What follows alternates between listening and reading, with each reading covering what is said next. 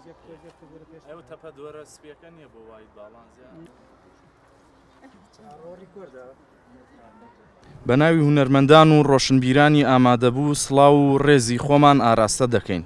بەڕێزان، ئێمە کۆبووینەتەوە بۆ ڕوونکردنەوەی بۆ ڕەتکردنەوەی داگیرکاری و پشتیوانی لەو گەریلا و شەڕڤانانەی کە لە بەرەکانی جەنگدا دژی داگیرکاری دەوڵەتی تورک بە تایبەتی و هێرشی چەتەکانی داعش و هاوشێوەکانیان وەکو دەزانین لە ماوەی 2 هەفتەی ڕابردوودا دەوڵەتی داگیرکەری تورک هێرشی هێناوەتە سەر چیاکانی زاپ، ئاڤاشین و مەتینا. لەو ئۆپراسیۆنە شکست خواردووەیاندا دەوڵەتی تورکی داگیرکەر چەندین جا کیمیاییان وەشاندووە و چەندین جا چەکی کۆکوژیان بەکارهێناوە.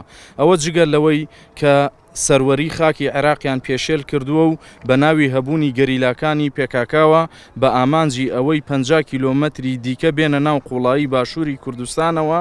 ئەمەش لە کاتێکدا ئەو ئۆپراسیۆنانە دەکرێت داگیرکردنی خاکی باشووری کوردستانە کە گەریلا و شەڕڤانان وەکو بیانوویەک بەکاردەهێنن بۆ ئەم مەرامەیان.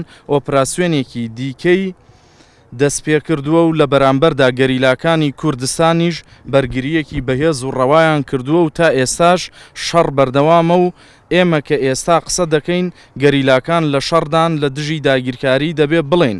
بەداخەوە کە حیزب و لایەنەکان هەروەها ڕاگەیاندنەکانیش کە ئاراستەکراوی حیزبەکانن لەو شەڕە دژوار و مێژوویە بێدەنگن. بێدەنگ لە ئاستی وەشاندنی کیمیایی لەسەر خاکی باشووری کوردستان چ نیشاندانی هەڵوێستێکی نیشتیمانی بۆ ئەوەی نیشانی دنیای بدەین کە بەڵێ ئێمە بەتین و وەکو یەک گەل و نەتەوەین و دڵمان لای یەکە. ئەمە خراپترین بەشی کاریگەری داگیرکەرانی کوردستانە لەسەر ئێمەی کورد کە وایان کردووە حیزب و ڕاگەیاندنەکان بۆ بەرژەوەندی خۆیان گەورەترین شەڕی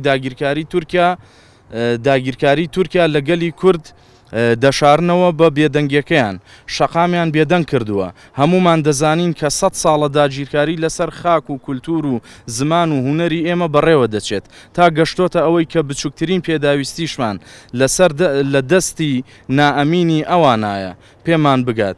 بۆیە لێرەوە ڕووی دەممان لە حیزبەکان و سەرۆکایەتی هەرێم و پەرلەمانی کوردستان و حکوومەتی هەرێم و ڕێکخراوەکانی کۆمەڵگەی مەدەنی و زانکۆکان و ڕاگەیاندنەکانی کوردستان و گەلی کورد دەکەین کە چیتر پێویستە بێدەنگی بشکێن و لە قۆناغی سڕبوون بێنە دەرێ. دەنگێکی بەهێزی نەتەوەی ئاینی ئەخلاقی بەرز بکەنەوە بڵێن نا بۆ داگیرکاری بەڵێ بۆ سربەخۆیی کوردستان و مافەکانمان. و ئێمە هەر لێرەوە نەفرەت لە داگیرکاری و بێدەنگی لە دژی داگیرکاری دەکەین و پشتیوانی خۆمان بۆ گەرێڵا و شەڕڤانان دەردەبڕین و دەڵێن پاراستنی نیشتیمان ئەرکی هەموو لایەکمانە با یەک بگرین چونکە ئێمە محکومین بە مردن یا سەرکەوتن کەوایە دەبا سەرکەوتنەکانمان پێکەوە بێ دەنا ئایندە و مێژوو شەرم لە کەسایەتیمان ناکات و بێگومان هەر لایەکمان پاداشت و سزای خۆمان وەردەگرین. لەگەڵ ڕێزدا بەشێک لە هونەرمەندان و ڕۆشنبیرانی کوردستان